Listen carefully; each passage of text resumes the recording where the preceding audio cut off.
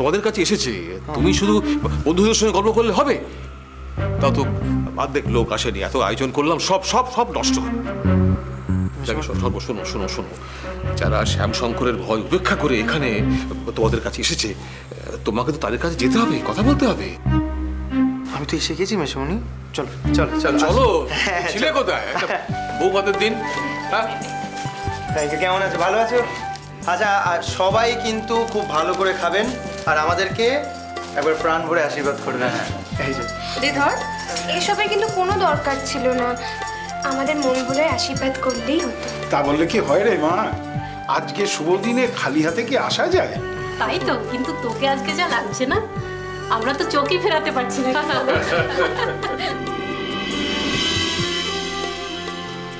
ওরা যেন নির্বিঘ্নে থাকতে পারে, সুখে শান্তিতে থাকতে পারে, এটুকু আপনারা দেখবেন। মানে আমি একা তো ওদের আগলে রাখতে পারবো না, আপনারা গায়ের লোকরা পাশে না থাকলে তো। তুমি কিন্তু শুধু শুধু চিন্তা করছো জেঠুমণি। বাবা যতই হম্বিতম্বি করুক, যতই বাড়িতে লোকজন আনুক, শেষ পর্যন্ত কিন্তু আমার রুদ্রমূর্তি দেখে ওরা সবাই বেরিয়ে যেতে বাধ্য হয়েছে। আর পুলিশও তো দুজন বিবাহিত দম্পতির মধ্যে ঢুকতে পারে না। তাই বলছি, ভয় পেও না। আর মেসমণি, আমরা তো ওদের ব্যাপারে মাথা গলাচ্ছি না। ওরা ওদের মতো থাক, আমরা আমাদের মতো থাকবো। লোকটার নাম শ্যামশঙ্কর মুখার্জি, এই কথাটা মনে রাখিস সর্ব। কিছু মনে করিস না ছুটি, তোর বাবা পারে না এমন কোনো কাজ নেই। আমিও ওই বাবারই মেয়ে কাকু। বাবা যদি 100 পা হাঁটে, আমিও তাহলে 1000 পা হাঁটতে জানি। যাকে যাকে যাকে, আজ এমন আনন্দের দিনে তোমরা এইসব বলে আর ওদের ভয় দেখিও না। আরে যা হবার তাই হবে। একটা কথা মনে রাখতে হবে, ছুটি কিন্তু নিজের ইচ্ছে সর্বকে ভালোবেসে ওর ঘর ছেড়েছে। এখানে তো আমাদের কারোর কিছু বলার নেই। তোমরা দেখো, একদিন সর্ব ঠিক দাঁড়াবে, জীবনে অনেক উন্নতি করবে, ওরা খুব সুখী দম্পতি হবে। তাছাড়া ছুটি এত মিষ্টি মেয়ে, এত ভালো মেয়ে। সত্যি বলছি, ছুটিকে বউ হিসেবে পেয়ে আমরা সত্যি খুব আনন্দিত। আর তাছাড়া ছুটির বাবা যদি মনে করে থাকেন যে আমি ছুটিকে বিয়ে করেছি শুধুমাত্র ওনার টাকা পয়সার জন্য, তাহলে সেটা যে কত বড় ভুল সেটাও আমি প্রমাণ করে দেব। ছুটির বাবার দেওয়া সমস্ত গয়নাগাটি, শাড়ি টাড়ি যেটা পরে ছুটি ওই দিন বাড়ি থেকে বেরোতে বাধ্য হয়েছিল, সেই সমস্ত কিছু আমি ছুটিকে নিয়ে গিয়ে ওদের বাড়িতে ফেরত দিয়ে দেবো। হ্যাঁ, কালকেই আমি বাড়ি গিয়ে সেসব ফেরত দিয়ে আসবো। তবে হ্যাঁ, আমি একা যাব, তোমাকে যেতে হবে না। না, আমি তোমাকে কিভাবে একা ছাড়বো বলো তো? আচ্ছা আচ্ছা, ঠিক আছে, সে না হয় আমি নিয়ে যাবো। না জেঠুমণি, তুমি যাবে না। আমার সামনে যদি তোমাকে অপমান করে, তাহলে আমি সহ্য করতে পারবো না। তারপর আরেকটা অশান্তি বাঁধবে। তার জন্যই বলছি, কাউকে যেতে হবে না, আমি একা যাব। থাক থাক থাক, এখন ওসব কথা থাক। এই এদিকে আয়। ও সে যখনকার কথা তখন ভাবা যাবে। সর্ব, অনেক রাত হয়ে গেছে কিন্তু। সোমনাথ, সৌরভ, কি করছে এটা? কি তোদের কি কোনো কাণ্ডজ্ঞান নেই? যাও দিদিদের নিয়ে যা খাবার জায়গায়। কি করছিস তোরা? এক্ষুনি যাচ্ছি জেঠিমা। এই চল চল চল সোমনাথ, আপনারাও আসুন। না না না, তার আগে আমার একটা ফরমায়েশ আছে। তোমার আবার কি ফরমাইশ? আছে আছে আছে। এই সর্ব, আচ্ছা আজকে এত আনন্দের দিন আর তুই এইরকম একটা রত্ন ঘরে তুললি, হ্যাঁ, আর আজকের দিনে আমাদের একটা গান শোনাবি না?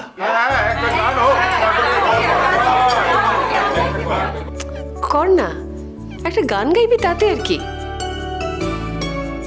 না, ভেবেছিলি যে ফুলসজ্জার সময় ছুটিকে গান শোনাবি। এখন সবাই বলছে গান শোনাতে, তুই ছুটিকে না হয় অন্য একটা গান শুনিয়ে দিস। কি রে সর্ব, আরে সবাই তো অপেক্ষা করছে, একটা গান ধর। আরে বাবা, তোর বিয়েতে এত খাটলাম, এইটুকু পুরস্কারও দিবি না? গান না সর্ব, সবাই যখন বলছে গান, যে গানটা তোর সবচেয়ে বেশি পছন্দ সেই গানটা কর। বস থেকে বস। চল।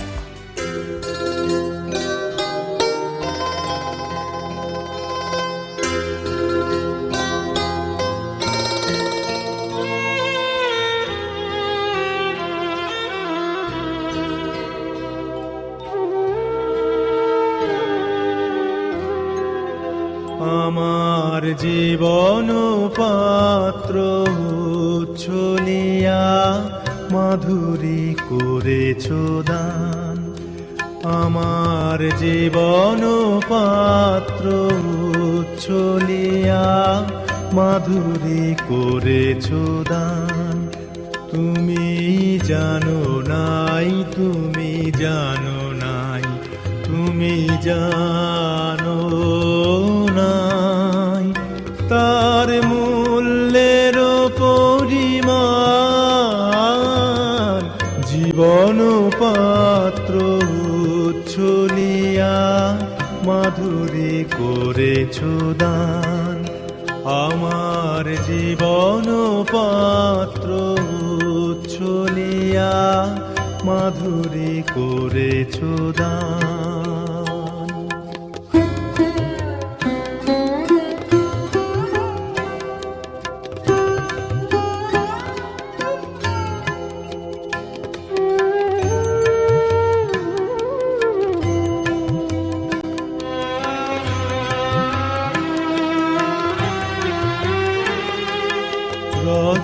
রজনীগন্ধা গোচরে যেমন রজনী স্বপনে ভরে সৌরভে।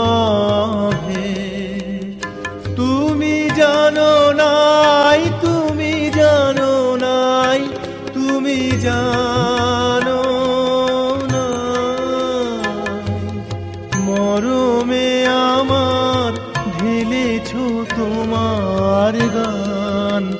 আমার জীবন পাত্র চলিয়া মাধুরী করেছ দান। আমার জীবন পাত্র চলিয়া মাধুরী করেছ দান।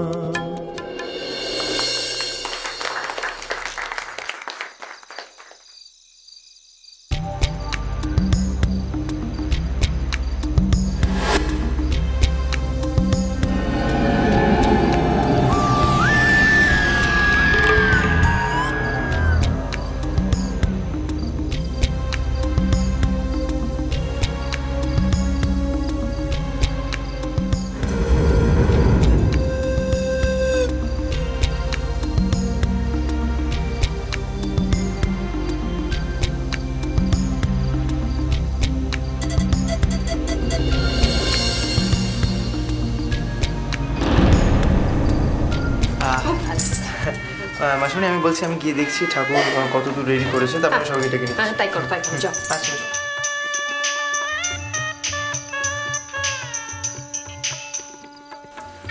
হ্যালো, আমি ছুটির মামাতো ভাই ত্রিদীপ বলছি। ও হ্যাঁ বলো। হ্যাঁ, আমার পিসি মানে ছুটির মা তোমাকে এই নদীর পাড়ে একটু আসতে বলেছে, আর আমি পিসিকে নিয়ে নদীর পাড়েই দাঁড়িয়ে রয়েছি।